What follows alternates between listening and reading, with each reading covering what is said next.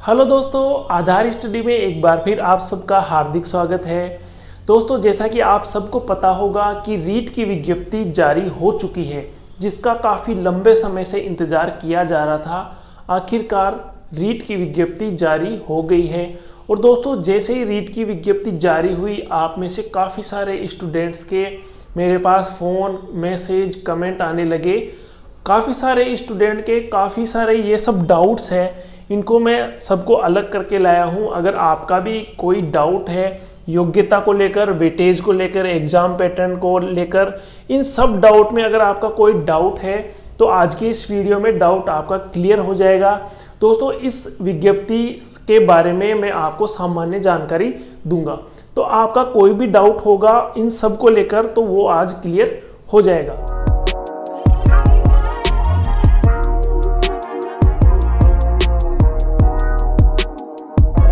ठीक है दोस्तों, सबसे पहले बात करते हैं रीट 2021 जो है उनमें कितनी पोस्ट है। इस एग्जाम में 31,000 पोस्ट है, ये बात आप सबको पता होगी। अभी ये जो 31,000 पोस्ट है ये किन किन के लिए है, तो दोस्तों मैं क्लियर कर देता हूँ। ये जो 31,000 पोस्ट है ये लेवल 1 वालों के लिए और लेवल 2 वालों के लिए, दोनों के लिए 31,000 है। इनका डिवाइडेशन होना अभी बाकी है। लेवल 1 में कितनी आएगी, लेवल 2 में कितनी आएगी, और लेवल 2 में भी एसएसटी वालों की, साइंस मैथ वालों की, हिंदी इंग्लिश लैंग्वेज वालों की कितनी कितनी पोस्ट डिवाइड होगी, इन सब का पता अभी नहीं चला है। अभी इन सब का पता बाद में चलेगा जब बीकानेर से विज्ञप्ति जारी होगी। वो विज्ञप्ति कब जारी होगी उसके बारे में भी बात करेंगे। अब बात करते हैं योग्यता को लेकर। तो रीट एग्जाम कौन दे सकता है, इसकी क्या योग्यता होनी चाहिए। तो सबसे सिंपल बात यह है कि जो व्यक्ति, जो स्टूडेंट जिसने बीएड कर रखी है वो लेवल 2 में एग्जाम दे सकता है। जिसने डीएलएड या बीएसटीसी या कोई भी 2 वर्षीय डिप्लोमा जो एलिमेंट्री एजुकेशन का हो वो लेवल 1 में एग्जाम दे सकता है। और योग्यता की बात करें तो कई स्टूडेंट ऐसे होंगे जिन्होंने बीएसटीसी के बाद ग्रेजुएशन भी कर लिया होगा, चाहे वो बीए हो, चाहे बीएससी हो या कॉमर्स हो। अगर बीएसटीसी करने के बाद बीए, बीएससी या कॉमर्स से स्नातक कर रखा है तो आप लेवल 2 में भी एग्जाम दे सकते हो। और अगर केवल आपने बीएसटीसी कर रखी है, 12th पास हो, तो आप लेवल 1 में एग्जाम दे सकते हो। और लेवल 2 में कौन एग्जाम देता है, जो बीएड कर रखा है, जिन्होंने बीएड कर रखी है वो लेवल 2 में एग्जाम दे सकते हैं। और बीएसटीसी वाले जो ग्रेजुएशन भी कर रखे हैं वो लेवल 2 और लेवल 1 दोनों में एग्जाम दे सकते हैं। अब बात करते हैं इसके वेटेज की। दोस्तों, इसका जो पिछली जो एग्जाम थी उसमें वेटेज जो था वो 70-30 का था। ये जो वेटेज है ये मैं क्लियर कर देता हूँ, ये ओनली और ओनली लेवल 2 वालों के लिए एप्लीकेबल होता है। वेटेज जो है वो केवल लेवल 2 वालों के लिए एप्लीकेबल है, लेवल 1 के लिए वेटेज वाला सिस्टम नहीं है। तो लेवल 2 में पहले 70-30 था, इसको अब करके 90-10 कर दिया है। 90-10 अर्थात आपके स्नातक के जितने भी मार्क्स हैं उनका 10% वेटेज लिया जाएगा, और रीट में आपके कितने मार्क्स आते हैं उसका 90% वेटेज लिया जाएगा। उदाहरण के तौर पर जैसे मान लो आपके स्नातक में 50% है तो इसका 10%, 5% ये ले लिया। और अगर आपके रीट में आप 70% बनाते हो तो इसका 90%, 63% ये ले लिया। इन दोनों का टोटल 68% ये आपकी कट ऑफ में काउंट होगा। तो ये वेटेज सिस्टम इसमें है और ये सिर्फ और सिर्फ लेवल 2 वालों के लिए एप्लीकेबल है। अब बात करते हैं एग्जाम पैटर्न को लेकर। दोस्तों, इस रीट भर्ती का जो एग्जाम पैटर्न है वो इसमें 150 क्वेश्चन आते हैं कुल, और 2.5 घंटे की ये एग्जाम है। 150 क्वेश्चन इसमें आते हैं। कुछ स्टूडेंट ऐसे हैं जिन्होंने बीएड भी कर रखी है, बीएसटीसी भी कर रखी है, तो वो दोनों लेवल में एग्जाम दे सकते हैं। पेपर उनका एक ही दिन होगा लेकिन टाइम अलग अलग होगा, दोनों में अप्लाई कर सकते हैं। एग्जाम का टाइम अलग अलग रहता है लेकिन एक ही दिन एग्जाम होती है। 150 क्वेश्चन कुल आएंगे, उसमें से आप सबको पता होगा कि शिक्षा मनोविज्ञान के 30 क्वेश्चन हैं। अगर आप लैंग्वेज फर्स्ट, लैंग्वेज सेकंड, 2 इसमें लैंग्वेज लेनी पड़ती है। प्रत्येक लैंग्वेज के 30-30 क्वेश्चन हैं। उसके अलावा अगर आप लेवल 1 से हो तो 30 क्वेश्चन एनवायरनमेंट के आएंगे, 30 क्वेश्चन मैथ के आएंगे।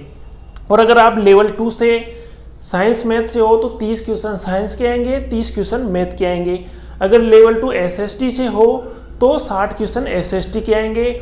और इनमें आधे आधे, जैसे मान लो 30 क्वेश्चन हिंदी के हैं तो उसमें 15 क्वेश्चन हिंदी व्याकरण से संबंधित है और 15 क्वेश्चन शिक्षण विधियों से संबंधित है। ऐसे हर सब्जेक्ट में शिक्षण विधियों के भी 30 में ही क्वेश्चन इंक्लूड है। तो ये इसका एग्जाम पैटर्न होता है। अब बात करते हैं एग्जाम डेट की। इसकी एग्जाम डेट 25 अप्रैल 2021 ये एग्जाम डेट फिक्स कर रखी है। 25 अप्रैल 2021 को रीट की एग्जाम होनी है, ये निश्चित है। अब बात करते हैं जो स्टूडेंट पीजी के बेस पर बीएड करते हैं उनका क्या। जो स्टूडेंट पीजी के आधार पर बीएड जिन्होंने कर रखी है, पिछली जो रीट की एग्जाम हुई उनमें इनको काउंट नहीं किया गया था, लेकिन इस बार जो पीजी के आधार पर जिन्होंने बीएड कर रखी है उनको इस एग्जाम में काउंट किया जाएगा, अर्थात वो भी ये एग्जाम देने के लिए योग्य रहेंगे। पीजी के बेस पर बीएड क्या होता है, कुछ स्टूडेंट ऐसे हैं जिनके स्नातक में परसेंटेज कम रहती है, जैसे ग्रेजुएशन में 45 या 50%, अगर जनरल कैटेगरी के हो तो 50%, अगर रिजर्व कैटेगरी के हो तो 45%। अगर इससे भी कम मार्क्स हैं तो वो स्टूडेंट क्या करते हैं, पीजी कर लेते हैं और पीजी के बेस पर बीएड कर लेते हैं। तो पीजी के बेस पर जो बीएड कर रखे हैं वो इस बार एलिजिबल इस एग्जाम के लिए रहने वाले हैं। आगे बात करते हैं मिनिमम पासिंग मार्क्स की।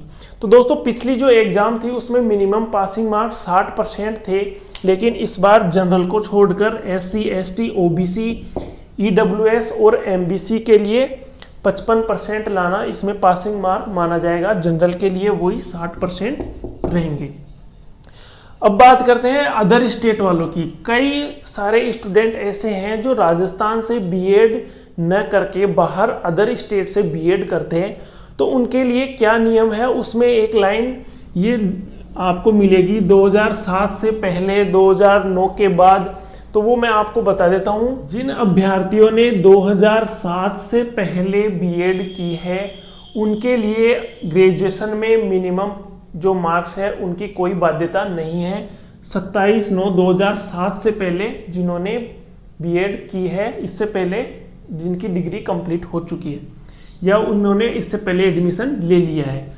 अगर कोई स्टूडेंट ऐसा है जिसने 27/9/2007 के बाद एडमिशन लिया है, प्रवेश लिया है, तो उसके लिए मिनिमम मार्क्स 45% है उसके स्नातक में।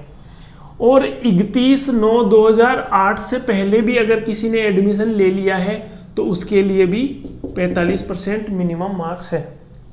अगर 31/8/2009 के बाद किसी ने अदर स्टेट से बीएड के लिए एडमिशन लिया है तो उसके लिए 50% मार्क स्नातक में होने आवश्यक है। और इसमें अगर आप राजस्थान के स्टूडेंट हैं तो रिजर्व कैटेगरी को इसमें 5% की छूट दी है, अर्थात 45% मार्क्स आपके होने चाहिए रिजर्व कैटेगरी के हो। अगर आप जनरल कैटेगरी के हो तब ये 50% है, अगर 2009 के बाद आपने बीएड की है तो।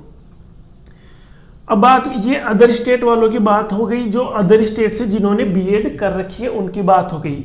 और जो अदर स्टेट वाले जो रीट में अप्लाई करना चाहते हैं वो रीट में अप्लाई कर सकते हैं। अदर स्टेट के निवासी अगर है तो भी आप रीट में अप्लाई कर सकते हैं। अगर अदर स्टेट से आपने बीएड की है तो भी अप्लाई कर सकते हैं, लेकिन ये 50% 45% वाला नियम लागू उन पर होगा। अगर राजस्थान से बीएड की है तो आपके एडमिशन ही उसको 50 और 45 के आधार पर ही दिया जाता है। अब बात करते हैं डीएलएड और बीएड जो अपीयरिंग के स्टूडेंट हैं वो क्या ये एग्जाम दे सकते हैं। तो दोस्तों मैं क्लियर कर देता हूँ, जो रीट की एग्जाम है उसका रिजल्ट आने से पहले अगर आपका डीएलएड और बीएड अपीयरिंग वालों का रिजल्ट आ जाता है तब आप इसके लिए योग्य हैं। आप अप्लाई करो, एग्जाम भी दो, लेकिन आपका रिजल्ट रीट के रिजल्ट से पहले आ जाना चाहिए। चाहे आप फर्स्ट ईयर के हो चाहे सेकंड ईयर के हो, आपका जो रिजल्ट है वो रीट के रिजल्ट से पहले आ जाना चाहिए। अब बात करते हैं कॉमर्स वाले स्टूडेंट की। तो दोस्तों कॉमर्स वाले स्टूडेंट भी इस बार रीट की एग्जाम दे सकते हैं। तो रीट की एग्जाम जो कॉमर्स वाले स्टूडेंट हैं वो एसएसटी लेवल 2 में उनका फॉर्म भरा जाएगा। साइंस मैथ से नहीं भरा जाएगा, एसएसटी से उनको शामिल एसएसटी में किया है। तो कॉमर्स वाले जो स्टूडेंट रहेंगे वो एसएसटी में अपना फॉर्म भर सकते हैं। दोस्तों काफ़ी सारे स्टूडेंट ये सवाल भी पूछते हैं कि रीट एग्जाम देने के बाद सिलेक्शन प्रोसेस क्या होगा। तो मैं दोस्तों क्लियर कर देता हूँ, आप रीट एग्जाम दोगे, उसका रिजल्ट आ जाएगा। उस रिजल्ट आने के बाद बीकानेर निदेशालय से विज्ञप्ति जारी होगी और उस विज्ञप्ति में आपसे पुनः फार्म मांगे जाएंगे। पुनः एग्जाम नहीं होगी, सिर्फ फॉर्म मांगे जाएंगे और उसमें आपको ये भरना पड़ेगा कि आपके रीट में कितने मार्क्स है। लेवल 1 वालों के लिए केवल रीट में जितने मार्क्स आए उस मार्क्स के आधार पर ही कट ऑफ निकाली जाएगी। और लेवल 2 वालों के लिए ये सिस्टम लागू रहेगा, वेटेज का स्नातक के 10% और रीट के 90% निकाल के उनकी कट ऑफ निकाली जाएगी। तो रीट एग्जाम होने के बाद बीकानेर से विज्ञप्ति जारी होगी, उसी से पता चलता है कि किस सब्जेक्ट के लिए कितनी पोस्ट है, लेवल 1 की कितनी है, लेवल 2 की कितनी है, ये उस दिन पता चलेगा रीट एग्जाम होने के बाद। अगर पहले भी इनकी घोषणा कर दी जाती है तब एक अलग बात है। तो रीट एग्जाम होने के बाद इन नंबरों की कट ऑफ बनेगी और उससे आपका चयन होगा, उससे कट ऑफ निकाली जाती है। तो ये बात ही सिलेक्शन प्रोसेस की। दोस्तों एक सबसे ज़्यादा क्वेश्चन जो पूछा जा रहा है वो भाषा को लेकर है कि लैंग्वेज का चयन किस प्रकार करें। तो दोस्तों अगर आपने लेवल 1 से एग्ज़ाम दे रहे हो तब तो आप कोई भी भाषा लो जो आपको अच्छी लगती है। अगर आप संस्कृत अच्छे से समझ पाते हो तो संस्कृत लीजिए, हिंदी समझ पाते हो तो हिंदी लीजिए। आपको कोई भी 2 लैंग्वेज लेनी है, संस्कृत हिंदी लो, संस्कृत इंग्लिश लो, हिंदी इंग्लिश लो, कुछ भी आप ले सकते हो, उर्दू पंजाबी जो भी आपको समझ में आती है लेवल 1 के लिए। लेवल 2 के लिए लैंग्वेज की इम्पोर्टेंस है। अगर आपके ग्रेजुएशन में आपने हिंदी रखी है, आपके ग्रेजुएशन हिंदी से की है बीए में, तो आप अगर हिंदी के ही टीचर बनना चाहते हो तो आपको हिंदी एक लैंग्वेज लेनी होगी, चाहे लैंग्वेज फर्स्ट लो चाहे लैंग्वेज सेकंड लो। रीट में आपको वो लैंग्वेज रखनी पड़ेगी। अगर आपने इंग्लिश से ग्रेजुएशन की है, एक भाषा आपने इंग्लिश के रूप में पढ़ी थी ग्रेजुएशन में, तो अगर आप इंग्लिश के टीचर बनना चाहते हो तो भी आपको रीट में एक लैंग्वेज फर्स्ट रखो या लैंग्वेज सेकंड रखो, आपको वो लैंग्वेज रखनी पड़ेगी जो आप स्नातक में आपके पास लैंग्वेज थी। वो लैंग्वेज आप रीट में भी रखोगे तब ही आप उसी लैंग्वेज के लिए एप्लीकेबल माने जाओगे। जैसे मान लो किसी स्टूडेंट के ग्रेजुएशन में हिंदी थी और वो रीट में संस्कृत और इंग्लिश से फॉर्म भर देता है, तो वो रीट में जब बीकानेर निदेशालय विज्ञप्ति जारी करेगा उसमें वो हिंदी के लिए अप्लाई नहीं कर पाएगा। तो अगर आपने ग्रेजुएशन में आपने जो सब्जेक्ट रखा है वो सब्जेक्ट दोनों लैंग्वेज में से एक लैंग्वेज आपको रीट एग्जाम में भी रखना होगा। तो दोस्तों ये आपके कुछ कॉमन क्वेश्चन थे जिनको लेकर आज चर्चा की। अगर इसके बाद भी आपका कोई डाउट रहता है तो आप कमेंट करके पूछ सकते हैं। अगर ये वीडियो आपको पसंद आया है, आपका डाउट क्लियर हुआ है, तो वीडियो को ज़रूर से लाइक कीजिएगा, अपने दोस्तों में भी शेयर कीजिएगा। आज के वीडियो में इतना ही, मिलते हैं नेक्स्ट वीडियो में, तब तक के लिए धन्यवाद।